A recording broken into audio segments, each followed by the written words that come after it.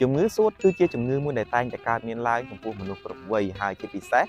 គឺចំពោះលោកអ៊ំលោកពូលោកតាដែលជាអ្នកពិសាបារី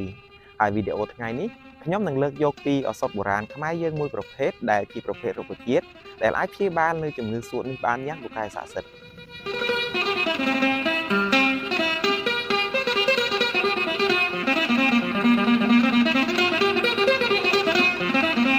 សូមគោរពនឹងជម្រាបសួរទៅដល់ពុកម៉ែបងប្អូនទាំងអស់គ្នាដែលនិយមតាមដានទស្សនាវីដេអូថ្មីពី Channel YouTube របស់ខ្ញុំ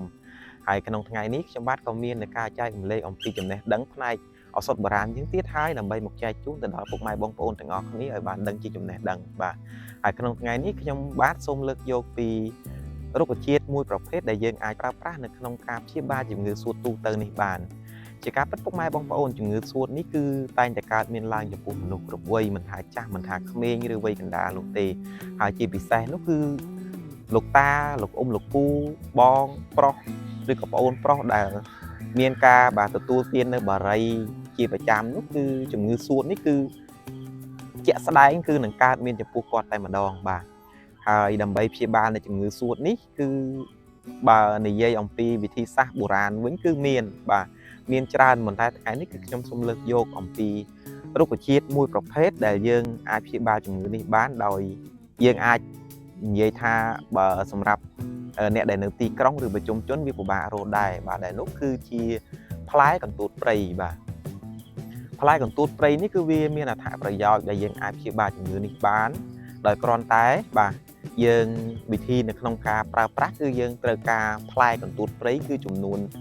មួយកំប៉ុងបាទយើងវល់លក្ខណៈដូចវល់លក់អញ្ចឹងណាគឺមួយកំប៉ុងផ្លែកន្ទួតព្រៃមួយកំប៉ុងនេះគឺយើងយកមកគឺយើងដំវាឲ្យម៉ត់ទៅដំឲ្យបែកណាកុំឲ្យម៉ត់ពេកយើងដំឲ្យបែកអញ្ចឹងទៅរួចហើយយើងយកផ្លែកន្ទួតដែលដំបែកនោះយកមកដាំទឹកចំនួន2លីត្របាទគឺទឹកស្អាតយើងដាំចំនួន2លីត្រឲ្យពុះរយៈពេល15នាទីទៅដូចហើយយើងធ្វើការហូបជាប្រចាំទៅដល់មានកំណត់រយៈពេលគឺមួយថ្ងៃយើងអាចហូបប្រមាណដងក៏បានអញ្ចឹងណាបាទហើយក្រោយពេលដែលយើងហូបបានរយៈពេលចាប់ពី1អាទិត្យឡើងទៅអាការៈដែលយើងមានជំងឺសួតបាទដូចជាការថប់ដង្ហើមពិបាកដកដង្ហើមខ្លីអីហ្នឹងគឺវានឹងធូរស្រាលមកវិញហើយថ្នាំមួយប្រភេទនេះយើងអាចទទួលទានគឺកាន់តែយូរគឺកាន់តែល្អចំពោះលោកតាលោកអ៊ំលោកពូឬក៏អ្នកមីង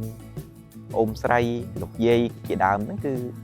មិនថាប្រុសមិនថាស្រីគឺយើងអាចទទួលទានបានដូចគ្នាបាទហើយរូបមន្តថ្នាំមួយប្រភេទនេះគឺពិតជាល្អបាទល្អមែនទែនដោយមានលោកគ្រូយើងបាទដែលជាអ្នកចេះថ្នាំបុរាណខ្មែរច្រើនក៏បានចែករំលែកដែរហើយខ្ញុំក៏សូមធ្វើការចែករំលែកបន្តទៅដល់លោកតាលោកយាយអ៊ំពូមីងបាទដែលនិយមទៅតាមដានទស្សនាវីដេអូរបស់ខ្ញុំបាទហើយបើសិនជាពុកម៉ែបងប្អូនគិតថាវីដេអូនេះមានប្រយោជន៍ក៏សូមជួយចែករំលែកវីដេអូនេះម្នាក់មួយទៅកាន់មនុស្សជាទីស្រឡាញ់របស់ពុកម៉ែបងប្អូនក៏ដូចជាជួយ Subscribe នៅ Channel របស់ខ្ញុំម្នាក់មួយផងបាទដើម្បីទទួលបានវីដេអូថ្មីជាបន្តផ្នែកបាទថ្នាំខ្មែរឱសថបុរាណខ្មែរយើងនេះបាទហើយគណៈពីនេះដែរគឺខ្ញុំបាទក៏សូមអរគុណនិងសូមជម្រាបលាជួបគ្នាវីដេអូក្រោយ